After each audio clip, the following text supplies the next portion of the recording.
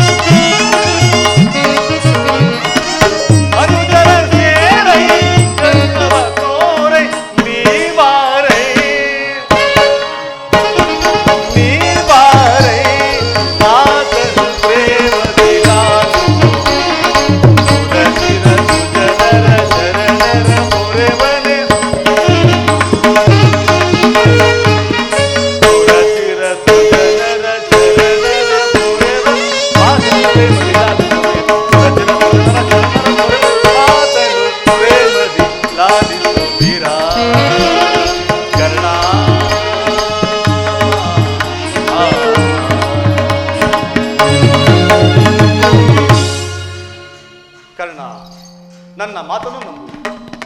ನಿನ್ನ ತಾಯಿಯಾದ ಕುಂತಿ ದೇವಿಯು ಕನ್ನಿಕಾವಸ್ಥೆಯಲ್ಲಿದ್ದಾಗ ದೂರ್ವಾಸ ಮಹಾಮುನಿಗಳಿಂದ 5 ಮಂತ್ರಗಳನ್ನು ಹೊಂದಲು ಅವು ಫಲಿಸುವುದೋ ಇಲ್ಲವೋ ಎಂದು ಸೂರ್ಯ ಮಂತ್ರವನ್ನು ಜಪಿಸಲು ಆಗ ನೀನು ಜನಿಸಿದೆ. ಲೋಕಾಪವಾದಕ್ಕೆ ಎದರಿ ನಿನ್ನನ್ನು ಗಂಗಾ ನದಿಯಲ್ಲಿ ತೇಲಿಬಿಟ್ಟಳು. ನಂತರ ಸೂತರು ನಿನ್ನನ್ನು ಸಾಕಿದರು. ಈಗಲೂ ನನ್ನ ಸಂಗಡ ಬಾಕರ್ಣ, ಆ ಕೌರವರನ್ನು ಪಾಂಡವರನ್ನು ನಿನ್ನ ಪಾದದ ಮೇಲೆ ಕೆಡಗುವೆನು. ಅವರಿಂದಲೂ ಸಾಮಂತ ರಾಜರಿಂದಲೂ ಹೋಲಿಸಿಕೊಂಡು ಹಸ್ತಿನಾವತಿಯ ರತ್ನ ಸಿಂಹಾಸನವನ್ನೇರಿ ರಾಜ್ಯಭಾರವನ್ನು ಮಾಡುವೆಯಂತೆ. ಬಾಕರ್ಣ ನನ್ನ ಸಂಗಡ. ದೇವ, ಭೀಮಾರ್ಜುನರು ನನ್ನನ್ನು ನೋಡಿದಾಗಲೆಲ್ಲ ಸೂತ ಪುತ್ರನು ಹೀನ ಕುಲದವನು ಎಂದು ಹೀಯಾಳಿಸುತ್ತಲೇ ಇರುವರಲ್ಲ. ನಾನು ಇಂಥವನೆಂಬ ವಿಚಾರವು ಅವರಿಗೆ ತಿಳಿಯದೇ ದೇವ. ಕರ್ಣ, ನಿನ್ನ ವಿಚಾರವು ಯಾರಿಗೂ ತಿಳಿಯದು. ನಿನ್ನ ತಾಯಿಯಾದ ಕುಂತಿ ದೇವಿಯು ನಿನ್ನನ್ನು ನೋಡಿದಾಗಲೆಲ್ಲ ದೇವ ಈತನಾರು ಎಂದು ಕೆಡುತ್ತಲೇ ಇದ್ದಳು. ಈಗ ತಾನೇ ಆಕೆಗೆ ನಿನ್ನ ವಿಚಾರವನ್ನು ತಿಳಿಸಿ ಬಂದಿರುವನು. ಆಕೆಯು ನಿನ್ನನ್ನು ನೋಡಲು ಗಂಗಾ ತೀರಕ್ಕೆ ಬರುವಳು. ನೀನು ಕೂಡ ಗಂಗಾ ತೀರಕ್ಕೆ ಹೋಗು. ಆಕೆಯ ಮನಸ್ಸನ್ನು ನೋಯಿಸಬೇಡ, ಸಂತೋಷಪಡಿಸು. ಆಗಬಹುದು ಪರಮಾತ್ಮ. ನನ್ನ ಜನ್ಮ ವೃತ್ತಾಂತವನ್ನು ತಿಳಿಸಿ ನನ್ನ ಹೃದಯದ ಸ್ಥೈರ್ಯವನ್ನೇ ಕಿತ್ತುಕೊಂಡೆಯಾ? ನಿಮ್ಮೆಲ್ಲರ ಸಂತೋಷವಿದ್ದಂತಾನೆ. ಆಗಬಹುದು ಪರಮಾತ್ಮ, ಹೋಗಿ ಬಾ.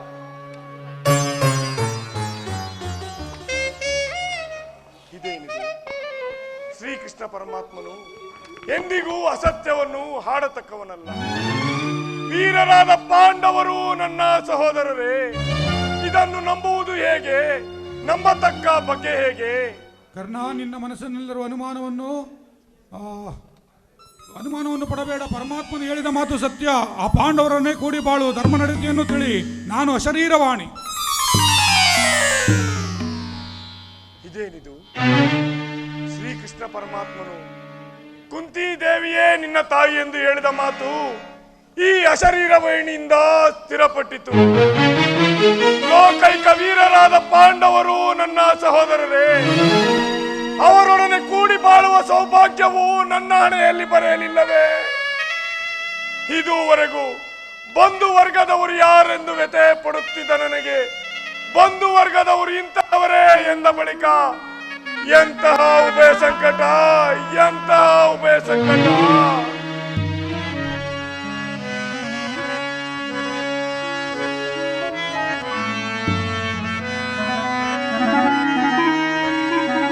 ಕೊಲಲೆ ಪಾಂಡುಕುಮಾರರಂ ಕೊಲಲೆ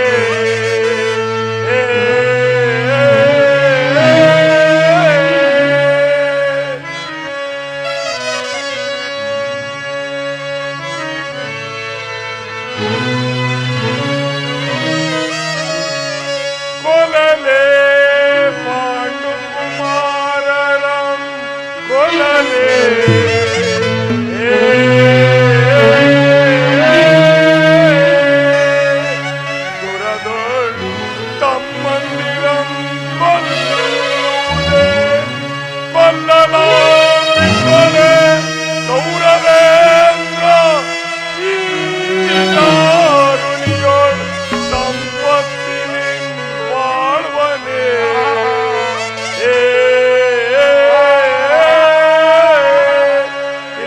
ಖಂಡಿತವಾಗಿಯೂ ಬಾಳಲಾರನು. ಛಲದಿ ಪಾತನರುಂಡವಂ ಛಲದಿ ಪಾತನರುಂಡವಂ ಕರಿದು ಮತ್ಸ್ವಾಮಿಗೆ ಆನಂದವಂ ಸಹಿಸಲ್ಕಾಗದೆ ಪಾತನ ಘೋರ ಶರಕ್ಕೆ ನಾನು ತುತ್ತಾಗಲೇ ನಾನು ಸಾಯಲೇ.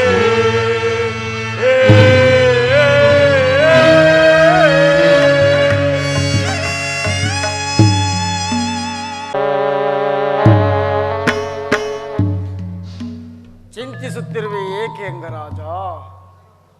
ಕೌರವೇಶ್ವರನು ನಿನಗೆ ಸೇನಾಧಿಪತ್ಯವನ್ನು ಕಟ್ಟಬೇಕೆಂದಿರುವನು.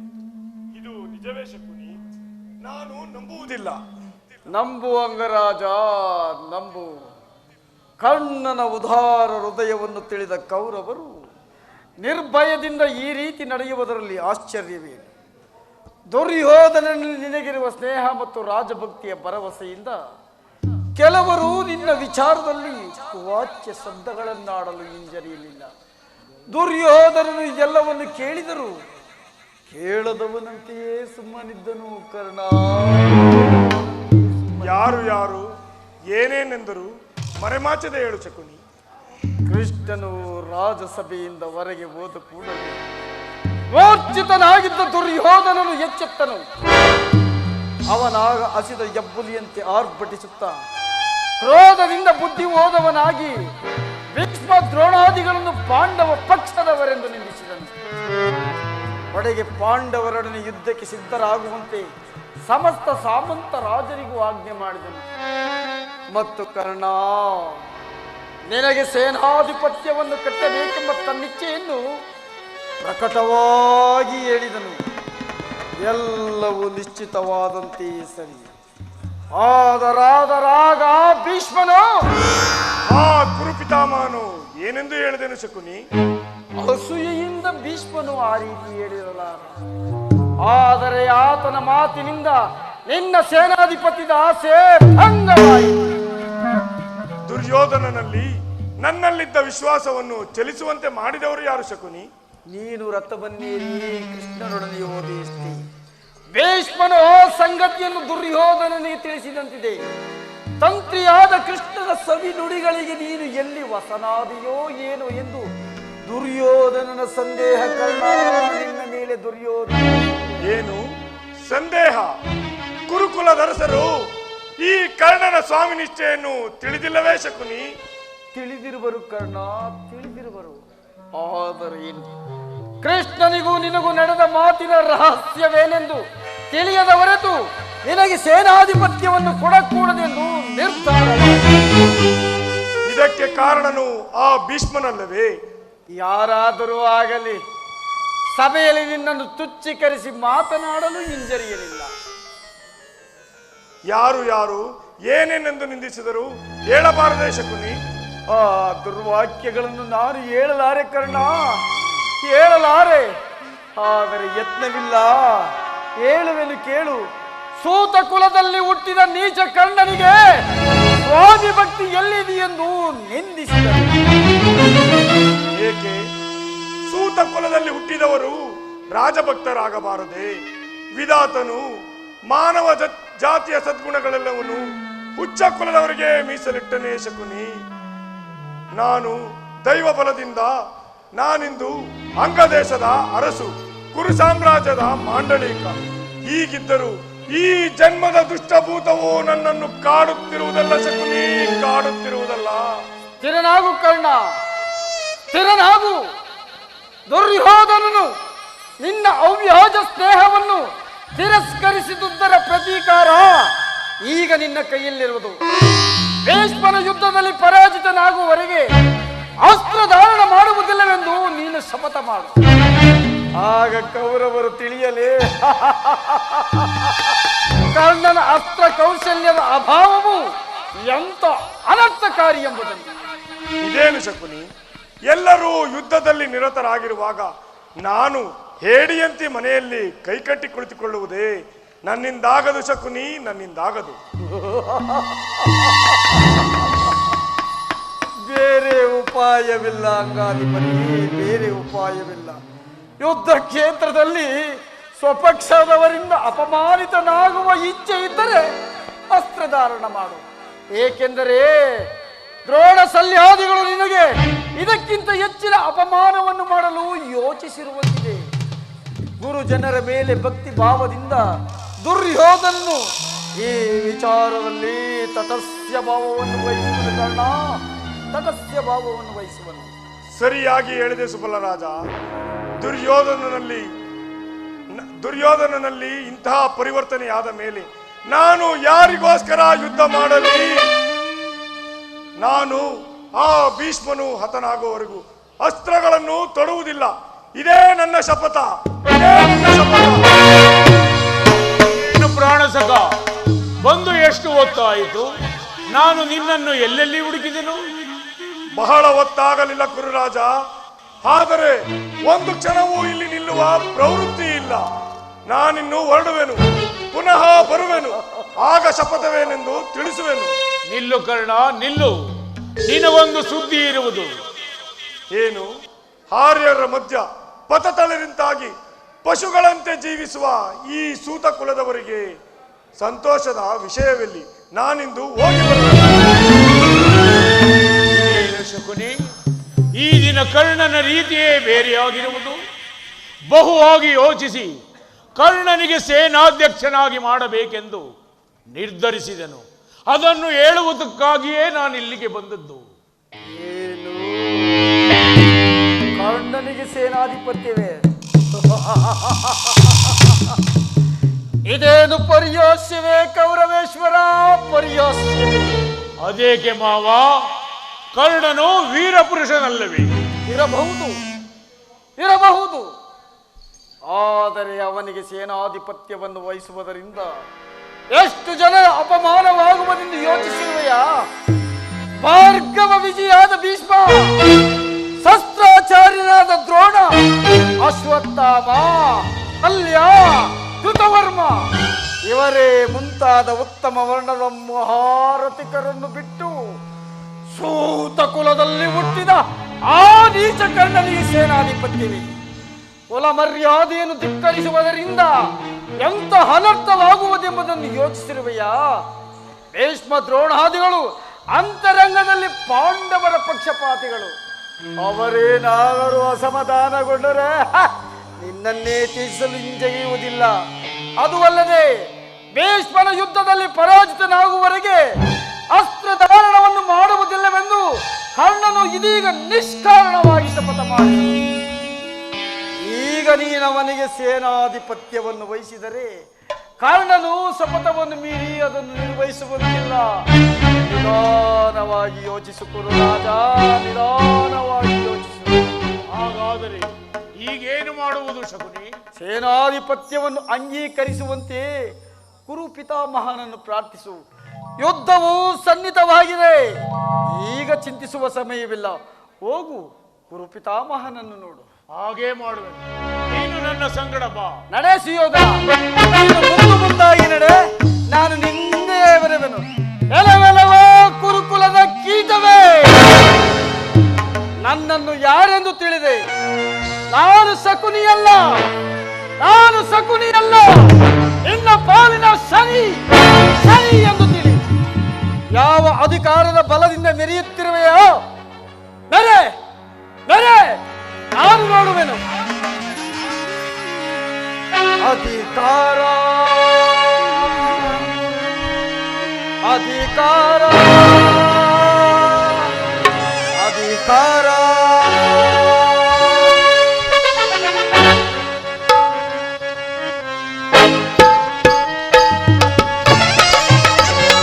ಅಧಿಕಾರ ನಿನ್ನದೆಂದು ಕಟ್ಟಿ ಮೆರೆಯುವೆ, ಆ ಭೀಮನಿಗೆ ಬಲಿಯ ಕೊಟ್ಟು ನಾನು ನೋಡುವೆ.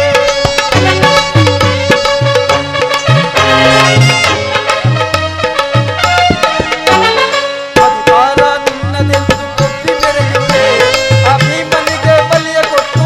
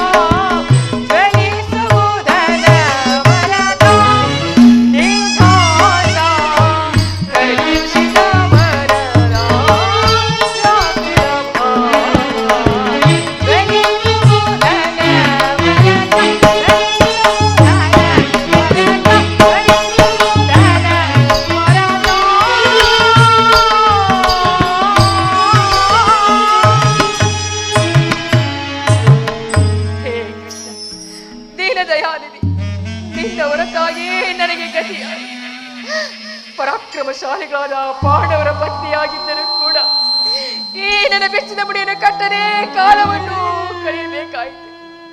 ಕಾಡಿನ ವಾಸವೂ ಆಯಿತು, ಕೀಚಕನ ಭಂಗವನ್ನು ಸಹಿಸಿದ್ದಾಯಿತು. ಇನ್ನಾದ್ರೂ ನಾನು ನೆಮ್ಮದಿಯಾಗಿರುವುದು ಭಾವಿಸಿದರೆ ಹೆಜ್ಜೆಜ್ಜೆಗೂ ಅಪಮಾನ. ಜೇ ವಿಧಾತ, ಈ ದ್ರೌಪದಿ ಹಣಿಯಲ್ಲಿ ಇನ್ನೇನನ್ನು ಬರೆದಿರುವೆ ದೇವಾ, ಇನ್ನೇನನ್ನು ಬರೆದಿರುವೆ?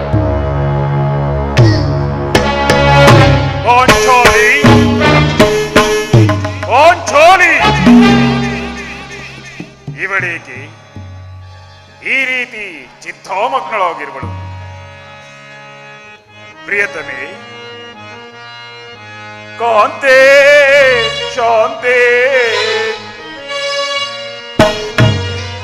ಕಾಂತೆ ಶಾಂತೆ, ಸುರಧೀರಳಾಗಿ ಮರಪತ್ನಿಯಾಗಿ ಮರುಗಲ್ಲೇ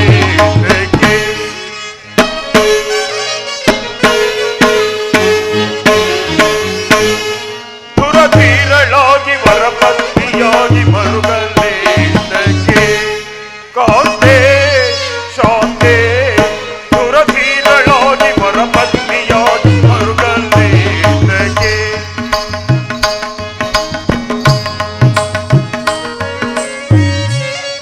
ಪಾಂಡುಪುತ್ರರ ವೀರಪತ್ನಿಯಾಗಿ ಪಾಂಚಾಲಿ,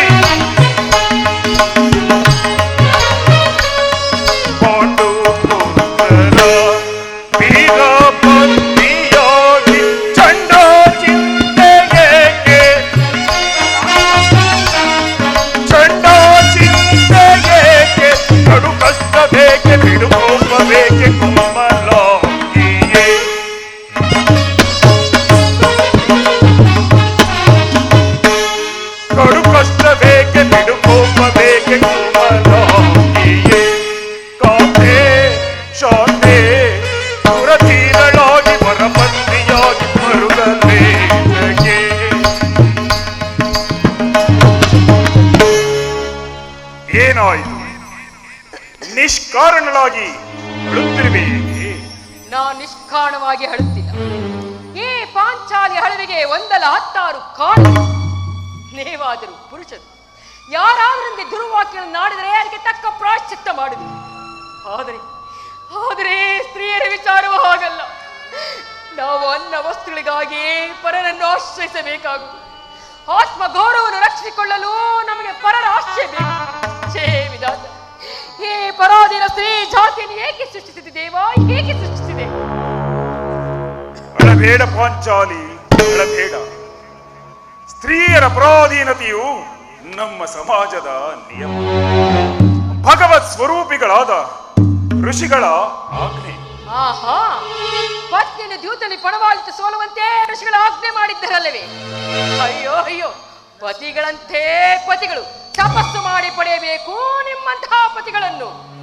ಅಣ್ಣನ ಒಂದು ದಿನದ ವಿವೇಕದಿಂದ ಈ ನಿಂದನೆಯು ನಮ್ಮನ್ನು ಸಾಯುವವರೆಗೂ ಬಿಡತಕ್ಕದ್ದಲ್ಲ. ದ್ರೌಪದಿ, ಪ್ರಿಯತಮೆ, ಅಣ್ಣನು ಮಾಡಿದ ಅಪರಾಧವನ್ನು ಕ್ಷಮಿಸಿಬಿಡು ಎಂದು ನಾನು ನಿನ್ನನ್ನು ಎಷ್ಟು ಬಾರಿ ಬೇಡಿಕೊಂಡಿದ್ದೆ. ಆದದ್ದು ಆಗಿ ಹೋಯಿತು, ಅದನ್ನು ಮರೆತು ಬಿಡು.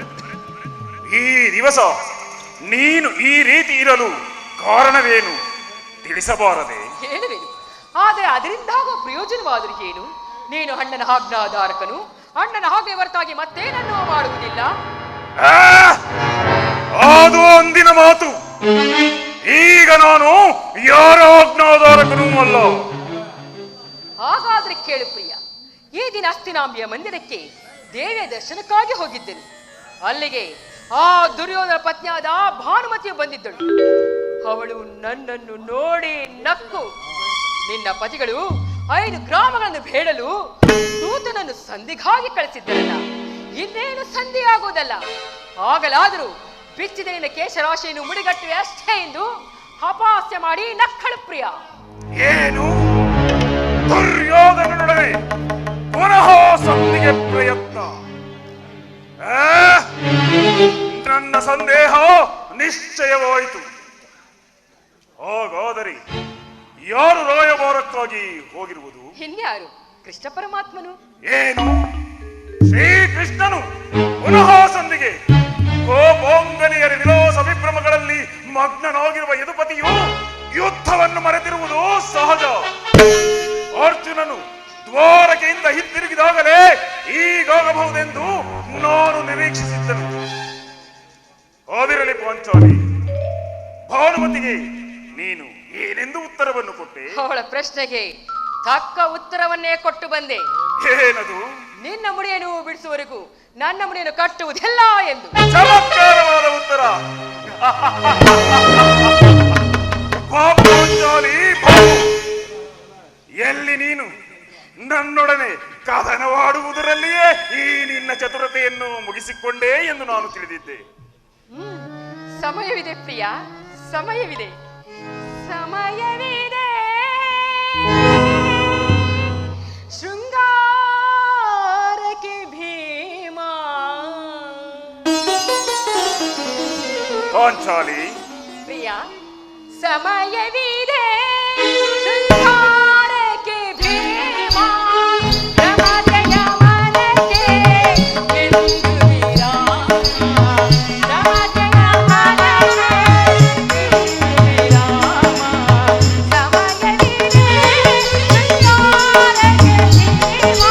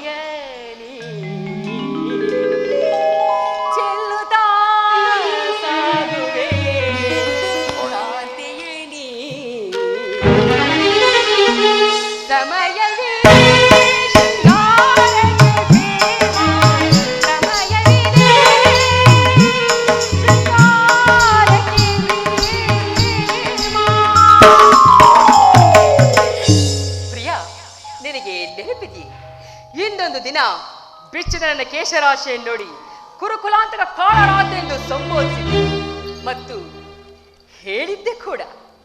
ಹೌದು, ನನ್ನಿಂದ ಪುನಃ ಪ್ರತಿಜ್ಞಾ ವಾಕ್ಯಗಳನ್ನು ಕೇಳಬೇಕೆಂಬುದು ನಿನ್ನ ಬಯಕೆಯಲ್ಲವೇ?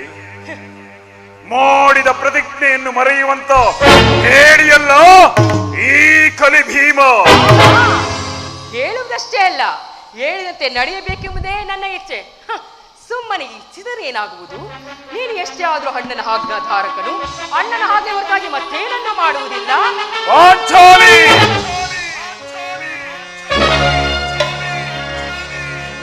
ತರುಣಿ ಮಣಿಯಲೇಕೆ ಚಿಂತಿಸುವೆ ನೀ? ಮಾಡಿದ ಶಪಥವಂ ಬಿಡುವೆನೆ ಈ ಕಲಿ ಭೀಮ.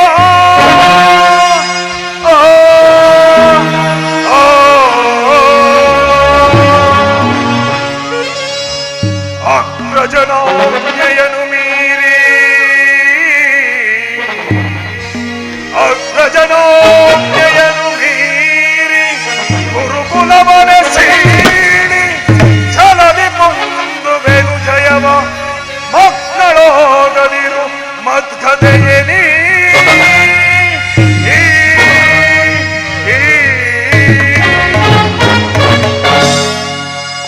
ನನ್ನನ್ನು ಕೆರಳಿಸಬೇಡ ಪಾಂಚಾಲಿ. ನಾನು ಯಾರ ಆಜ್ಞಾಧಾರಕನೂ ಅಲ್ಲ.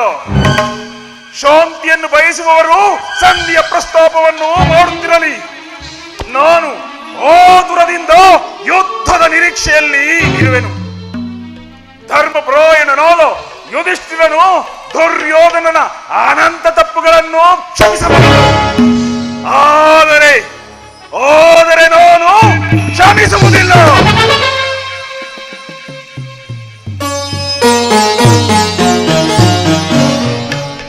ನೋಡುವಣ್ಣ, ಆಗಲೇ ಭೀಮಸೇನನು ಪ್ರಸ್ತಾಪವನ್ನು ತಿಳಿದು ಕೆರಳಿದ ಸಿಂಹದಂತೆ ವಿಜೃಂಭಿಸುತ್ತಿರುವನು.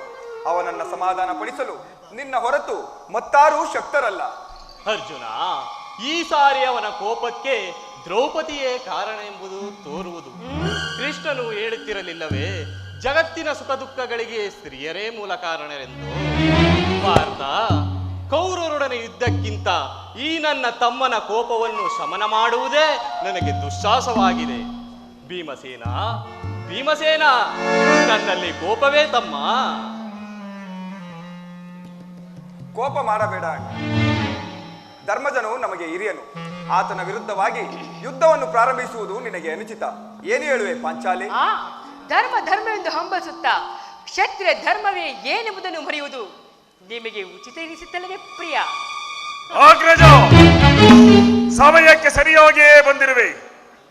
ನನಗವರ ಮೇಲೆಯೂ ಕೋಪವಿಲ್ಲ. ಅರ್ಜುನನ ಮುಖದಿಂದ ನಿನಗೊಂದು ಮಾತನ್ನು ಹೇಳಬೇಕೆಂದಿರುವೆನು. ನಿಮ್ಮಿಬ್ಬರ ಸಮ್ಮುಖದಲ್ಲಿಯೇ ಹೇಳಿಬಿಡುವೆನು. ಈ ಯುದ್ಧ ಸಂಧಿಯು ನಿನಗೆ ಉಚಿತವಾಗಿ ಕಾಣಬಹುದು. ಅರ್ಜುನನು ಅನುಮೋದಿಸಬಹುದು.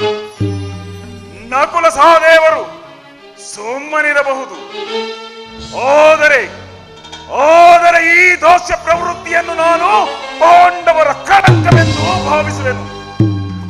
ಯುದ್ಧಕ್ಕಾಗಿ ನಿನ್ನ ಅನುಮತಿಯನ್ನಾಗಲಿ ಅರ್ಜುನನ ಸಹಾಯವನ್ನಾಗಲಿ ನಾನು ಅಪೇಕ್ಷಿಸುವುದಿಲ್ಲ.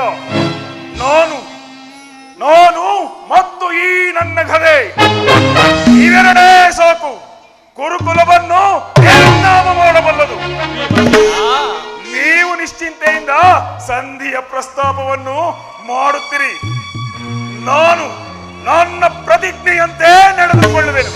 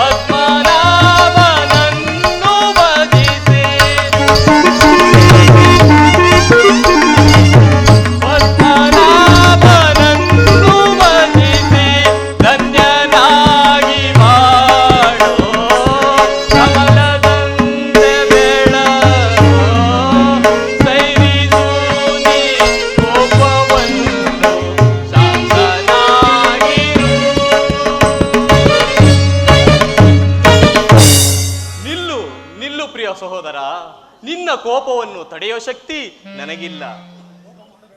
ಕೋಪ ಮಾಡಬೇಡ. ಧರ್ಮಜನು ನಮಗೆ ಹಿರಿಯನು. ಆತನ ವಿರುದ್ಧವಾಗಿ ಯುದ್ಧವನ್ನು ಪ್ರಾರಂಭಿಸುವುದು ನಿನಗೆ ಅನುಚಿತ. ಏನು ಹೇಳುವೆ ಪಾಂಚಾಲಿ? ಧರ್ಮವೆಂದು ಹಂಬಲಿಸುತ್ತಾ ಕ್ಷತ್ರಿಯ ಧರ್ಮ ಮರೆಯುವುದು ಉಚಿತ ಎನಿಸುತ್ತಲ್ಲವೇ ಪ್ರಿಯ? ದ್ರೌಪದಿ,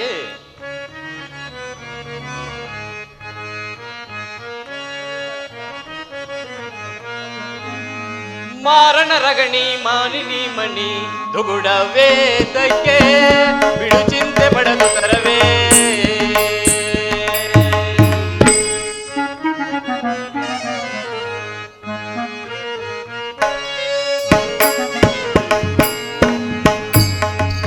ಮಾನನರಗಣಿ ಮಾನಿನಿ ಮನಿ ನುಗುಡವೇ ತಂಗೆ ಬಿಡು ಚಿಂತೆ ಪಡೆದು ತರವೇ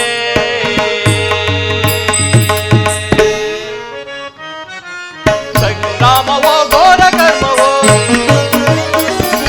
ಸಂಗ್ರಾಮವೋ ಘೋರ ಕರ್ಮವೋ ಮನದ ದುಗುಡವಾ ಬಿಡದೆ ರಮಣಿ ಮನದ ದುಗುಡವಾ ಬಿಡದೆ ರಮಣಿ ಮಾರಣಾಂಗಣಿ ಮಾನಿನಿ ಮನಿ ನುಗುಡವೇ ತಂಗೆ ಬಿಡು ಚಿಂತೆ ಪಡೆದು ತರವೇ ಯುದ್ಧದಂತೆ ಶಾಂತಿಯ ರಕ್ಷಣೆಯು ಕ್ಷತ್ರಿಯ ಧರ್ಮ ಪಾಂಚಾಲಿ. ಯುದ್ಧ ಎಂತ ಘೋರ ಕರ್ಮ ಎಂಬುದನ್ನು ನೀನು ತಿಳಿದಿಲ್ಲ. ಮುಂದೆ ನಮ್ಮ ಅಭಿಮಾನಕ್ಕೆ ವಶರಾಗಿ ಯುದ್ಧ ಪ್ರಾರಂಭಿಸಿದರೆ ಮುಂದೆ ನಮ್ಮ ವಿಚಾರಕ್ಕೆ ದುಃಖಿಸಪಡಬೇಕಾಗುವುದು. ಆದ್ದರಿಂದ ನಾನು ಸಂಧಿಗಾಗಿ ಇಷ್ಟೊಂದು ಪ್ರಯತ್ನಿಸುತ್ತಿರುವೆನು. ರಾಜೇಂದ್ರ, ದೌಮ್ಯನನ್ನು ಸಂಧಿಗಾಗಿ ಕಳಿಸಿ ಅಪಮಾನ ಹೊಂದಿದಿರಿ. ಕುಲ ಪುರೋಹಿತನನ್ನು ಕಳಿಸಲು ಇದು ಮದುವೆ ಔತಣವೆಂಬ ಪರಿಜ್ಞಾನ ನಿಮಗಿಲ್ಲದೆ ಹೋಯಿತು. ಅದಕ್ಕೆ ಆ ದುರ್ಯೋಧನನು ತಕ್ಕ ಉತ್ತರವನ್ನೇ ಕೊಟ್ಟನು. ಆದರೆ ಈಗ ಕೃಷ್ಣ ಪರಮಾತ್ಮನನ್ನೇ ಕಳುಹಿಸಿ ಅಪಮಾನ ಹೊಂದಿರಲಿಲ್ಲ ಎಂಬುದೇ ನನಗೆ ಚಿಂತೆ ಆಗಿದೆ. ಆಹಾ, ಏನಿ ಕೋಲಾಹಲ?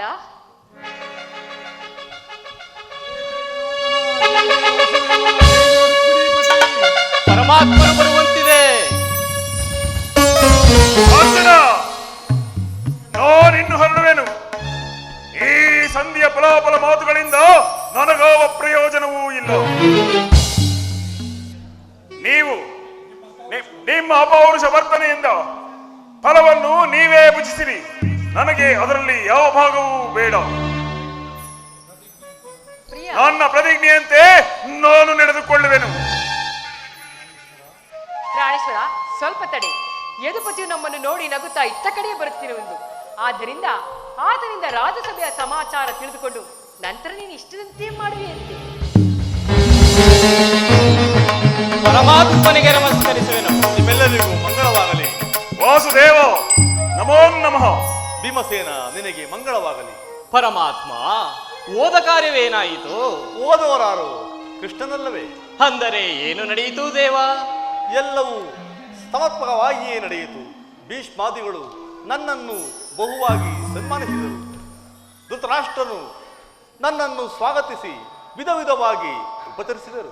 ಸಂಧಿಯ ವಿಚಾರವೂ ನಡೆಯಿತೆ ದೇವ? ನಡೆಯಿತು ಧರ್ಮನಂದನ. ಪಾಂಚಾಲಿ, ನನಗಿಲ್ಲಿ ಕೆಲಸವಿಲ್ಲ. ಅವರಿಚ್ಛೆಯಂತೆ ಅವರು ನಡೆಯಲಿ. ನನಗೆ ತೋಚಿದ್ದನ್ನು ನಾನು ಮಾಡುವೆನು. ತಡೆ ತಡೆ ಪ್ರಿಯ, ನಮ್ಮಣ್ಣನ ಮಾತು ಪೂರ್ತಿಯಾಗಿ ಮುಗಿಯಿತು. ಮಾತು ಮುಗಿಯುವಷ್ಟರಲ್ಲಿ ನನ್ನ ತಾಳ್ಮೆಯೂ ಮುಗಿಯುವುದು. ಪರಮಾತ್ಮ, ಸಭೆಯಲ್ಲಿ ಏನೇನು ನಡೆಯಿತು? ಎಲ್ಲವೂ ತಕ್ಕ ರೀತಿಯಲ್ಲಿ ನಾನು ನಿರೀಕ್ಷಿಸಿದಂತೆಯೇ ನಡೆಯಿತು. ನಾನಿನ್ನು ತಡೆಯಲಾರೆ ರುಕ್ಮಿಪತಿ. ಈ ಸಮಸ್ಯೆಯ ಮಾತುಗಳು ನನಗೆ ಬೇಡ. ಅಗ್ರಜನ ಅಪೇಕ್ಷೆಯಂತೆ 5 ಗ್ರಾಮಗಳಿಗೆ ಸಂಧಿಯಾಯಿತೆ. ನಾನು ಹೋಗಿದ್ದುದು ಅದಕ್ಕಾಗಿಯೇ ಅಲ್ಲವೇ? ಕೃಷ್ಣ, ಈಗ ತಿಳಿಯಿತು ನಿನ್ನ ಅಭಿಮತವೇನೆಂದು.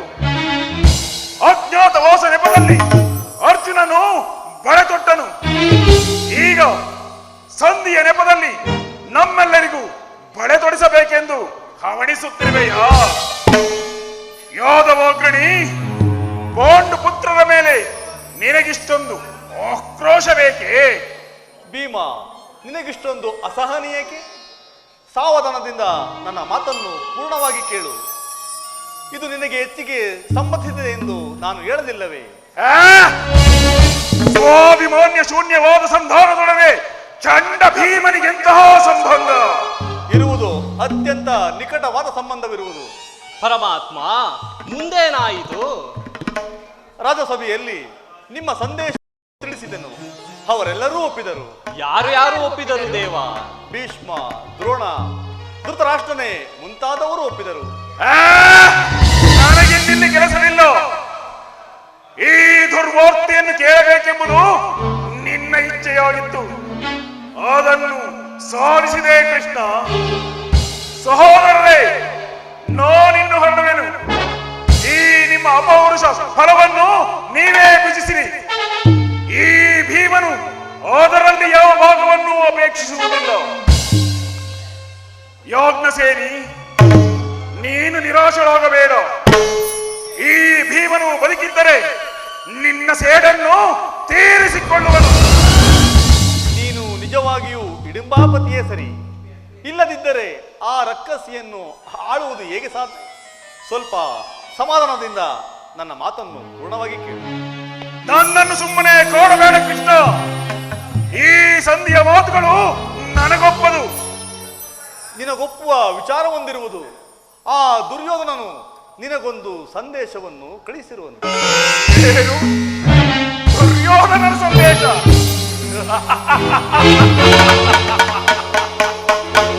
ಹಾಗಾದರೆ ಅದರ ಉದ್ದೇಶ ಸಂಧಿಯಲ್ಲ.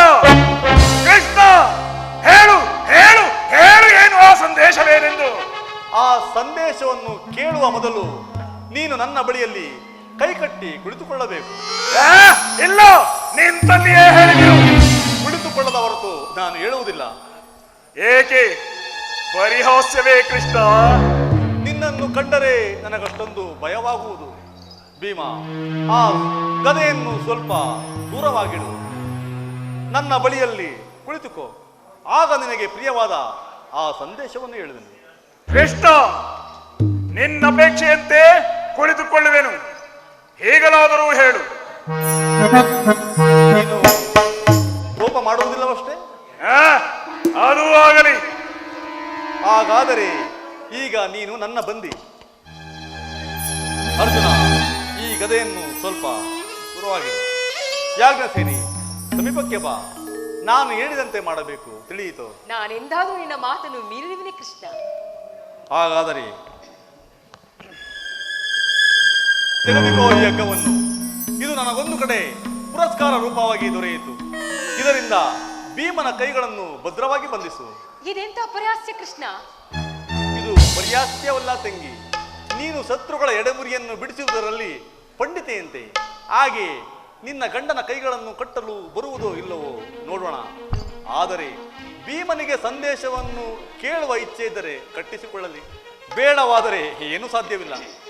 ಪಾಂಚಾಲಿ, ಕೃಷ್ಣನು ಹೇಳಿದ ಹಾಗೆ ನನ್ನ ಕೈಗಳನ್ನು ಬಂಧಿಸು.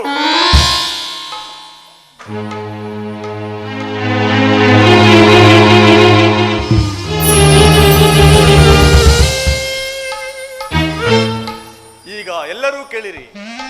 ಭೀಮನನ್ನು ಬಂಧಿಸಿರುವ ಈ ಹಗ್ಗವು ಈ ದಿನ ರಾಜಸಭೆಯಲ್ಲಿ ನನ್ನ ಅಂಗಾಂಗಗಳನ್ನು ಬಂಧಿಸಲು ಅನುವಾಗಿತ್ತು. ಏನು ಹೇಳಿದೆ ಕೃಷ್ಣ? ಈ ಹಗ್ಗದಿಂದ ನಿನ್ನನ್ನು ಬಂಧಿಸಲೆತ್ತಿಸಿದರೆ ದುರಾಭಿಮಾನಿಯಾದ ದುರ್ಯೋಧನನು ಆಜ್ಞೆ ಮಾಡಿದನು. ದುರಾಚಾರಿಯಾದ ಅವನ ತಮ್ಮ ದುಶ್ಯಾಸನನ್ನು ನಡೆಸಿದನು. ಇಂತಹ ಸಾಹಸವು ಮತ್ಯಾರಿಗೆ ಸಾಧ್ಯ? ಕೃಷ್ಣ,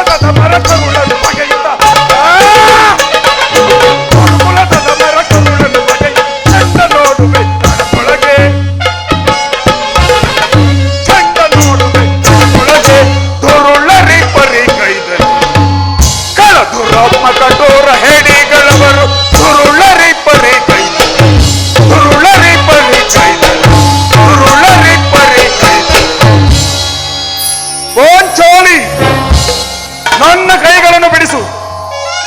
ಈ ನೀಚ ಕೃತ್ಯದಿಂದ ದುರ್ಯೋಧನ ದುರಾಭಿಮಾನವು ಶಿಖರವನ್ನೇ ಮುಟ್ಟಿತು. ನನ್ನ ಪರಮಾಪ್ತ ಮಿತ್ರನನ್ನು, ಪಾಂಡವರ ರಾಯಭಾರಿಯನ್ನು, ಯಾದವ ಕ್ರೀಡೆಯನ್ನು ಈ ರೀತಿ ಅಪಮಾನ ಮಾಡಿದರೆ ಆ ಕುನ್ನಿ ಕೌರವರು. ಅಗ್ರಜ, ಧನಂಜಯ, ಇದಕ್ಕೆ ನಿಮ್ಮ ಉತ್ತರವೇನು? ಇಷ್ಟು ಮಾತ್ರವಲ್ಲ, ದುರ್ಯೋಧನನು ಸಂಧಾನಕ್ಕೆ ಕೊಟ್ಟ ಉತ್ತರವನ್ನು ಕೇಳಿರಿ. 5 ಮಾರು ಭೂಮಿಯನ್ನು ಕೊಡಲು ಅವನು ಸಮ್ಮತಿಸಲಿಲ್ಲ. ನೀವು ಸಂಧಿಯನ್ನು ಅಪೇಕ್ಷಿಸುವುದಾದರೆ ಅದು ರಣರಂಗದಲ್ಲಿ ಶಸ್ತ್ರಾಸ್ತ್ರಗಳ ಆಸ್ಪಾನದಲ್ಲಿ ದೊರೆಯುವುದಂತೆ. ಸಹೋದರರೇ, ಈ ಸಂದೇಶಕ್ಕೆ ನಮಗೆ ಉಳಿದಿರುವುದು ಒಂದೇ ಉತ್ತರ, ಅದು ಯುದ್ಧ. ನನ್ನ ಪ್ರಯತ್ನಗಳೆಲ್ಲವನ್ನು ವಿಫಲ ಮಾಡಿ ಮುಂದೆ ಬಂದು ನಿಂತಿರುವುದು ಯುದ್ಧ. ಕೃಷ್ಣ, ನಿನಗೆ ತಿಳಿದಿರುವುದು ನಾನು ಈ ಯುದ್ಧವನ್ನು ಅಪೇಕ್ಷಿಸಲಿಲ್ಲವೆಂದು. ಸಂಧಿಗಾಗಿ ಸರ್ವ ಪ್ರಯತ್ನವನ್ನು ಮಾಡಿದನು. ಪಾಂಚಾಲಿ, ನನ್ನ ಕೈಗಳನ್ನು ಬಿಡಿಸು.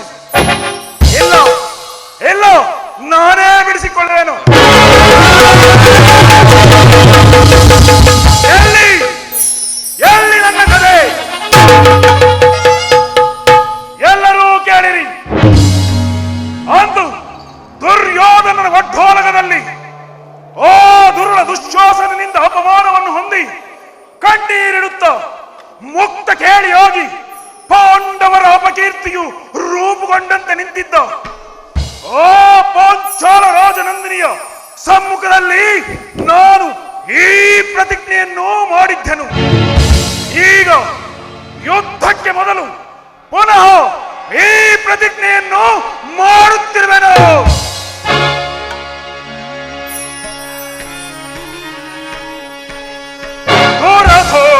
ದುರ್ಯೋಧನನ ಪುತ್ರ ಮಿತ್ರ ಬಾಂಧವರಂ ಹರದಿಂತರಿಯುತ್ತೇ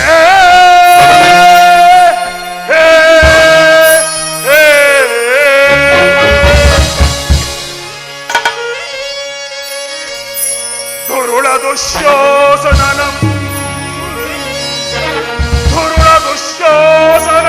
ಕರುಳ ಭಗೆ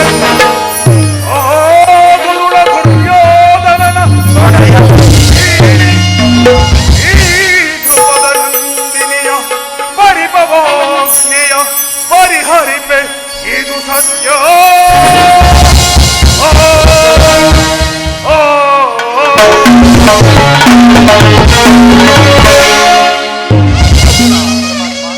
ನಾನು ರಥರೂಢನಾಗಿ ಸಾರಥಿ ಪೀಠಕ್ಕೆ ಬರುವೆನು. ನೀನು ನಿನ್ನ ಗಾಂಡಿವವನ್ನು ಹಿಡಿದು ರಣರಂಗಕ್ಕೆ ಬರುವನಾಗು. ಶ್ರೀಕೃಷ್ಣ ಪರಮಾತ್ಮನು ಹೇಳಿದ ಗಂಗಾ ತೀರವಿದು.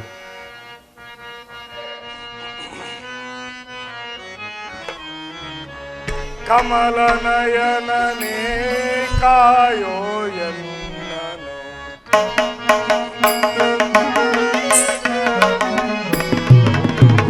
ಕಮಲ ನಯನನೇ ಕಾಯೋ ಎನ್ನನು, ಕರವ ಮುಗಿದು ನಾ ಬೇಡುವೆ, ಕರವ ಮುಗಿದು ನಾ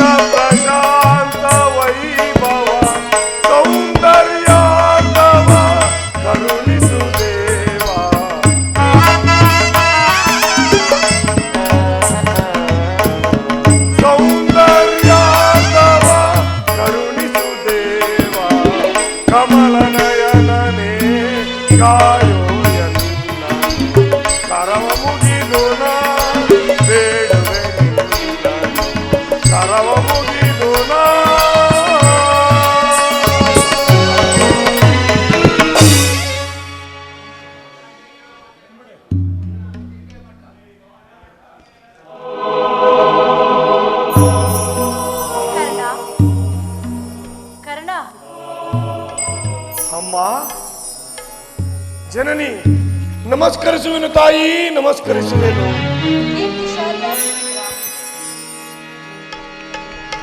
ಅಮ್ಮ ಜನನಿ, ಹುಟ್ಟಿದ ಕೂಡಲೇ ನನ್ನನ್ನು ಗಂಗಾ ನದಿಯಲ್ಲಿ ಬಿಸಾಡಲು ನಾನು ಮಾಡಿದ ಅಪರಾಧವೇನು ತಾಯಿ?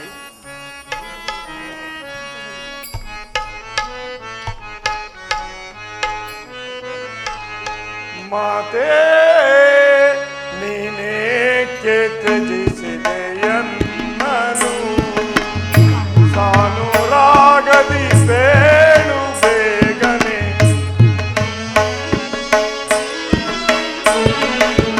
ಸಾನುರಾಗದಿ ಬೇಳು ಬೇಗನೆ ಮಾತೆ ನೀನೇಕೆ ತ್ಯಜಿಸಿದೆಯನ್ನನು ಅಮ್ಮ ಜನನಿ.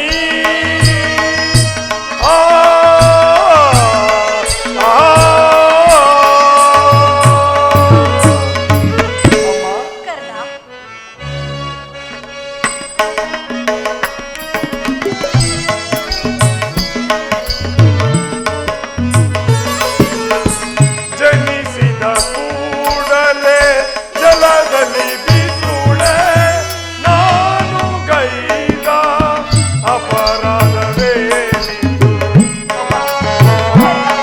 ಜನನಿ,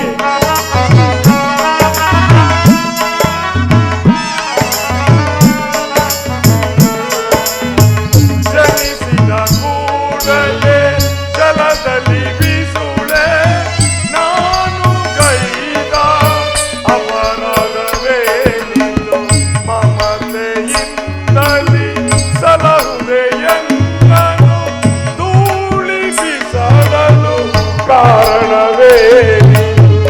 ಜನನ ಮೇಲೆ ಕನಿಕರ ತೋರದೆ ಏಕೆ ನೀ ತೊರೆದೆ ನನ್ನನು ನೀನು? ಮಾತೆ ನೀನೇಕೆ ತ್ಯಜಿಸಿದೆಯನ್ನನು ಸಾನುರಾಗದಿ ಬೇಳು ಬೇಗನೆ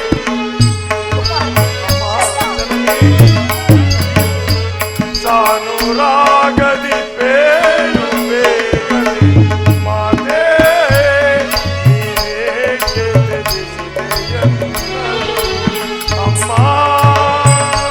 ಜನನಿ.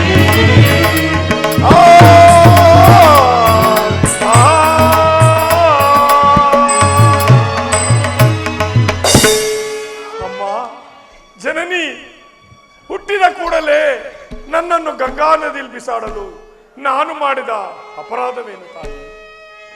ಈ ಪಾಪಿ ದೇಹವನ್ನು ಅಲ್ಲಿಯ ಜಲಚರಗಳೂ ಸಹ ತಿನ್ನದೆ ಬಿಟ್ಟು ಬಿಟ್ಟವಲ್ಲ.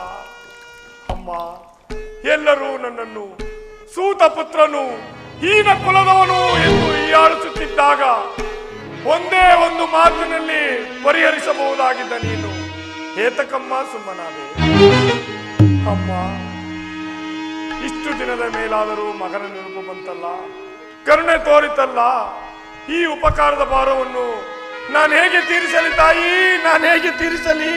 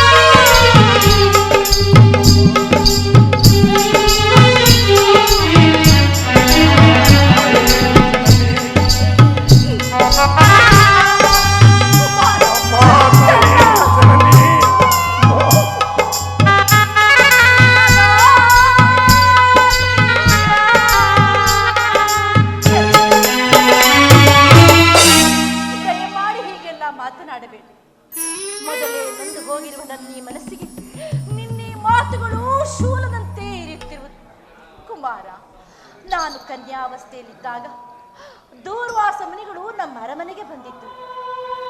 ನನ್ನ ಸೇವೆಯಿಂದ ತೃಪ್ತಿಗೊಂಡ ಅವರು ನನಗೈದು ಮಂತ್ರಗಳನ್ನು ವರವಾಗಿದ್ದರು. ಅವರ ಮಂತ್ರವು ಫಲಿಸುವುದೋ ಇಲ್ಲವೋ ಎಂದು ಸೂರ್ಯ ಮಂತ್ರವನ್ನು ಜಪಿಸಲು ಕರ್ಣದಿಂದ ನೀನು ಜನಿಸಿದೆ ಕರ್ಣ. ಈ ಲೋಕಾಪವಾದಕ್ಕೆ ಹೆದರಿದ ನಾನು ನಿನ್ನನ್ನು ಗಂಗೆಯಲ್ಲಿ ತೇಲಿಬಿಟ್ಟೆನು. ನೀನು ಅತಿರಥನ ಕೈಗೆ ಸಿಕ್ಕಿ ಅವರಿಂದ ಸಾಕಲ್ಪಟ್ಟೆ. ಅಂದಿನಿಂದ ಇಂದಿನವರೆಗೂ ನೀನು ಬದುಕುಳಿದಿರುವ ವಿಚಾರವನ್ನು ನಾನು ಅರಿಯಲು ಕರ್ಣ. ಈಗ ತಾನೇ ಶ್ರೀಕೃಷ್ಣ ಪರಮಾತ್ಮನಿಂದ ನಿನ್ನೆ ಜನ್ಮ ವೃತ್ತಾಂತವನ್ನು ತಿಳಿದು ನಿನ್ನನ್ನು ಕಾಣಲು ಓಡೋಡಿ ಬಂದನು ಕರ್ಣ, ಓಡೋಡಿ ಬಂದನು. ಬಾಲ್ಯದಿಂದಲೂ ನೀನೆಷ್ಟು ಕಷ್ಟಪಟ್ಟಿರುವೆಯೋ, ಅದೆಷ್ಟು ಸಂಕಟ ಪಟ್ಟಿರುವೆಯೋ, ಅದೆಷ್ಟು ಕಣ್ಣೀರನ್ನು ಸುರಿಸಿರುವೆಯೋ, ಅದಕ್ಕೆಲ್ಲ ನಾನೇ ಕಾರಣ. ದಯಮಾಡಿ ನನ್ನನ್ನು ಕ್ಷಮಿಸು ಕರ್ಣ, ನನ್ನನ್ನು ಕ್ಷಮಿಸು ಕರ್ಣ. ಜನನಿ, ಅಮ್ಮ, ನೀನು ಈ ರೀತಿ ಮಾತನಾಡುತ್ತಿರುವುದು ಬಾಲಕನಾದ ನನಗೆ ಶ್ರೇಯಸ್ಕರವಲ್ಲ. ನಾನು ಹತಭಾಗ್ಯ. ನನ್ನ ಕರ್ಮಕ್ಕೆ ನೀನೇನು ಮಾಡುವೆ ತಾಯಿ? ನಿನ್ನ ಪಾದ ಸೇವೆಯನ್ನು ಮಾಡಿಕೊಂಡಿರುವ ಆ ಪಾಂಡವರೇ ಸುಕೃತಿಗಳು. ಬಿಡು ನಿನ್ನ ವ್ಯತೆಯನ್ನು ತಾಯಿ, ಬಿಡು. ಆಗಿದ್ದು ಆಗಿದ್ದು. ಈಗಲಾದರೂ ನನ್ನೊಡನೆ ಬಾಕರಣ. ನಿನ್ನ ಸಹೋದರನೇ ಸೇರಿ ಸೌಖ್ಯವಾಗಿ ಬಾಳುವಿಯಂತೆ. ವೈರಿಗಳಾದ ಕೌರವನೇ ಸೇರಿ ನಿನ್ನ ಸಹೋದರ ಮೇಲೆ ಕೆಡುಕನ್ನು ಹಾರೈಸಬೇಡ. ಸೌಭಾಗ್ಯದಾನ ಮಾಡು ಕರ್ಣ. ಜನನಿ, ಇದುವರೆಗೂ ಆ ಸಹೋದರರ ಭಾವನೆಯೇ ನನಗಿಲ್ಲ. ನನ್ನ ತಪ್ಪೇನು ತಾಯಿ? ಅಮ್ಮ, ನೀನೇಕೆ ವ್ರತಃ ಚಿಂತಿಸಿದೆ? ಮಮ ಪ್ರಣಾಯಿ ಪಾಂಡವ ಎಂದು ಶ್ರೀಕೃಷ್ಣ ಪರಮಾತ್ಮನು ಹೇಳಿರುವಾಗ ಅವರ ಜೀವಕ್ಕೆ ಭಯವಿಲ್ಲ. ಬಿಡು ನಿನ್ನ ವ್ಯತೆಯನ್ನು. ನಿಶ್ಚಯ. ಆದರೆ ಪಾಂಡವರು ನಿನ್ನ ಬೆನ್ನಿನಲ್ಲಿ ಬಿದ್ದ ಸಹೋದರಲ್ಲವೇ? ಅವರೆಲ್ಲರ ಕ್ಷೇಮವೇ ನಿನ್ನ ಕ್ಷೇಮವಲ್ಲವೇ? ನೀವಾರು ಜನರು ಸೇರಿ ಈ ರಾಜ್ಯವಾಳುವುದನ್ನು ಹೆತ್ತ ತಾಯಿಯಾದ ನಾನು ನೋಡಿ ಸಂತೋಷ ಪಡಬಾರದೆ ಕರ್ಣ? ಅಮ್ಮ, ಈ ಕರ್ಣನು ಅಂತಹ ನೀಚನಲ್ಲ. ನಾನು ಪೌರುಷವರೆಗೂ ಯುದ್ಧ ಮಾಡಿ ನನ್ನ ಸ್ವಾಮಿಗಾಗಿಯೇ ಮಡಿಯುವೆನು. ಉಳಿದದ್ದು ದೈವ ಇಚ್ಛೆ. ಲೋಕೈಕ ವೀರನಾದ ಆ ಸುಯೋಧನನು ಪಾಂಡವರ ಮೇಲೆ ಇಷ್ಟೊಂದು ದ್ವೇಷವೆಣಿಸುತ್ತಿರುವಾಗ ನಾನು ಹೇಗೆ ತಾನೇ ಭಯಪಡಿದೆನು? ಹೋಗಲಿ ಬಿಡು, ಹೋಗಲಿ ಬಿಡು. ನಾಡಿನ ಯುದ್ಧದಲ್ಲಿ ನಿನ್ನ ಸಹೋದರ ನಿನ್ನ ಕೈಗೆ ಸಿಕ್ಕಿದರೆ ಅವರನ್ನೆಲ್ಲ ಕೊಲ್ಲಬೇಡ. ಪರಾನ್ಮುಖನಾಗು ಕರ್ಣ, ಪರಾನ್ಮುಖನಾಗು. ಜನನಿ, ಆಗಬಹುದು. ಯಾರನ್ನಾದರೂ ಉಳಿಸುವೆನು. ಆ ಅರ್ಜುನನನ್ನು ಮಾತ್ರ ಉಳಿಸಲಾರೆ.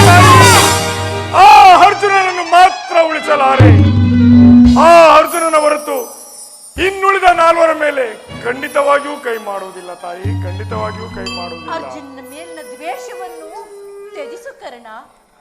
ಅಮ್ಮ, ಆ ಅರ್ಜುನನೊಡನೆ ನಾನು ಯುದ್ಧ ಮಾಡುವುದನ್ನು ನನ್ನ ಸ್ವಾಮಿಯು ನೋಡಿ ಆನಂದ ಪಟ್ಟರೆ ನನ್ನ ಜನ್ಮವು ಸಾರ್ಥಕವಾಗುವುದು ತಾಯಿ, ಸಾರ್ಥಕವಾಗುವುದು.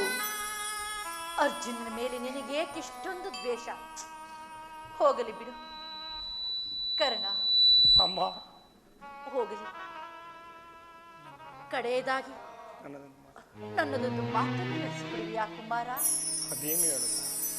ಸತ್ಯವಾಗಿಯೂ ನಡೆಸಿಕೊಡುವಿಯಾ? ಅಮ್ಮ, ಈ ಕರ್ಣನು ಎತ್ತ ತಾಯಿಯ ಮಾತನ್ನು ನಡೆಸಲಾಗದ ಕಡು ಪಾಪಿ ಎಂದು ಭಾವಿಸಿದೆಯಾ? ಕೇಳು.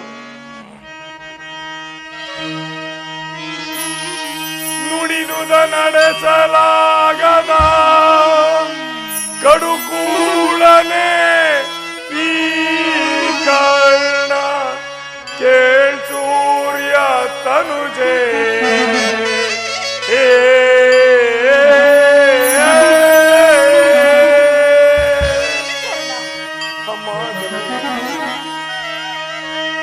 ನುಡಿದುದ ನಡೆಸಲಾಗದ ಕಡುಕೂಳನೆ ಈ ಕರ್ಣ ಸೂರ್ಯ ತನುಜೆ.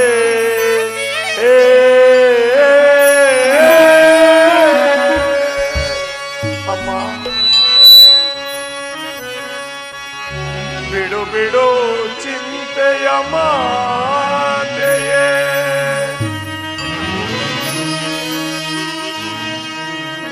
ಬಿಡು ಚಿಂತೆಯ ಮಾತೆಯೇ, ನಡೆಸುವೆನು ಧರ್ಮದಾಣೆ ಮದ್ವಿತನಾಣೆ ಜನನೀ.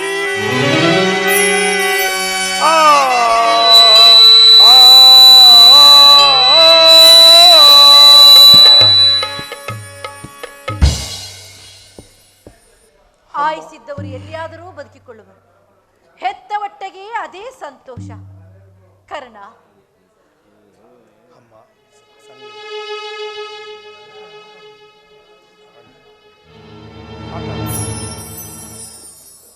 ಕಟ್ಟ ಕಡೆಯದಾಗಿ ಒಂದು ಮಾತನ್ನು ನಡೆಸಿಕೊಡುವೆಯಾ ಕುಮಾರ? ಅದೇನು ಹೇಳು ತಾಯಿ?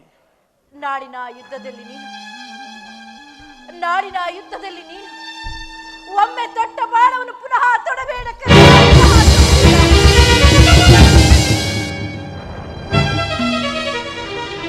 ಸುಯೋಧನ, ಈಗಲೀಗ ನೀನು ಕೆಟ್ಟೆ. ಇಂದ್ರನು ಕವಚವನ್ನು ಅಪಹರಿಸಿದನು. ಶ್ರೀಕೃಷ್ಣ ಪರಮಾತ್ಮನು ನನ್ನ ಜನ್ಮ ವೃತ್ತಾಂತವನ್ನು ತಿಳಿಸಿ ನನ್ನ ಹೃದಯದ ಸ್ಥೈರ್ಯವನ್ನೇ ಕಿತ್ತುಕೊಂಡನು. ಈಗ ನನ್ನ ಹೆತ್ತ ತಾಯಿಯು ತೊಟ್ಟ ಬಾಣವನ್ನು ತೊಡಬೇಡವೆಂದು ನನ್ನಿಂದ ವಾಗ್ದಾನವನ್ನು ಪಡೆದಳು. ಆಗಲಿ, ಪ್ರಪಂಚ ದೈವ ಎಲ್ಲವೂ ಸಂಚು ಮಾಡುತ್ತಿರುವುದು. ಪೌರುಷವಿರುವವರೆಗೂ ಯುದ್ಧ ಮಾಡಿ ನನ್ನ ಸ್ವಾಮಿಗಾಗಿಯೇ ಮಡಿಯುವೆನು. ಉಳಿದದ್ದು ದೈವ ಇಚ್ಛೆ. ಅಮ್ಮ, ಈ ಯುದ್ಧದಲ್ಲಿ ನಮಗಂತೂ ಜಯವಿಲ್ಲ. ಶ್ರೀಕೃಷ್ಣನ ಕುಟಿಲೋಪಾಯವು ಫಲಿಸಿತು. ನಿಮ್ಮೆಲ್ಲರ ಸಂತೋಷವಿದ್ದಂತಾಗಲಿ ತಾಯಿ, ನಿಮ್ಮೆಲ್ಲರ ಸಂತೋಷವಿದ್ದಂತಾಗಲಿ. ಅಮ್ಮ ಅಮ್ಮ, ಹೀಗೆ ಬಾ ತಾಯಿ. ನನ್ನದೊಂದು ಮಾತಿದೆ, ನಡೆಸಿಕೊಡುವೆಯಾ ತಾಯಿ? ಹೇಳು ಕರ್ಣ, ನಿನ್ನದೊಂದು ಮಾತನ್ನು ನಡೆಸಿಕೊಡಲಾರ್ದಷ್ಟು ಕ್ರೂರಳೇ ಕುಂತಿ. ಹೇಳು ಕುಮಾರ. ಅಮ್ಮ, ಸತ್ಯವಾಗಿಯೂ ನಡೆಸಿಕೊಡುವೆಯಾ? ಸತ್ಯವಾಗಿಯೂ ನಡೆಸಿಕೊಡುವೆನು ಕರ್ಣ.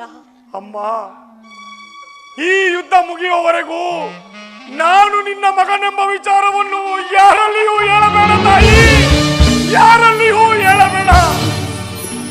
ದೈವವಶಾತ್ ಈ ಯುದ್ಧದಲ್ಲಿ ನಾನು ಮೃತನಾದರೆ ಸತ್ಯಸಂಧನಾದ ಧರ್ಮರಾಜನಿಂದಲೇ ನನ್ನ ಉತ್ತರ ಕ್ರಿಯಾಧೀನ ಮಾಡಬೇಕೆಂದು ಬೇಡಿಕೊಳ್ಳುವೆನು ತಾಯಿ, ಬೇಡಿಕೊಳ್ಳುವೆನು. ಅಯ್ಯೋ, ಇಂತಹ ಸಂಕಟ ನಾಶಗಳಿಂದ ಈ ಸಾಮ್ರಾಜ್ಯ ಉಳಿಯುವುದಾದರೆ ಈ ಸಾಮ್ರಾಜ್ಯವೇ ಹಾಳಾಗಿ ಹೋಗುತ್ತೆ. ಈ ಸಾಮ್ರಾಜ್ಯವು ನಾಶವಾಗಿ ಅಮ್ಮ, ಹೋಗಿ ಬಾ ತಾಯಿ, ಕರ್ಣ, ಹೋಗಿ ಬಾ. ಕುಮಾರ, ಕರ್ಣ.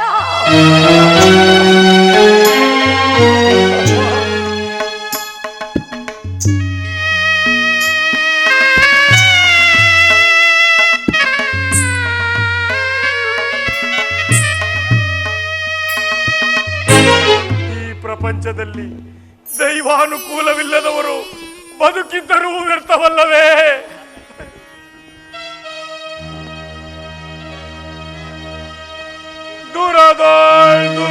ದುರ್ಜಟಿಪದರ್ಪವಂ ಮುರಿಯುವ ಶೌರ್ಯ ಪ್ರತಾಪಂಗಳೇ ಸಿರಿಯಂ ವೈಭವದಿ ಮಹೇಂದ್ರ ಪತೋ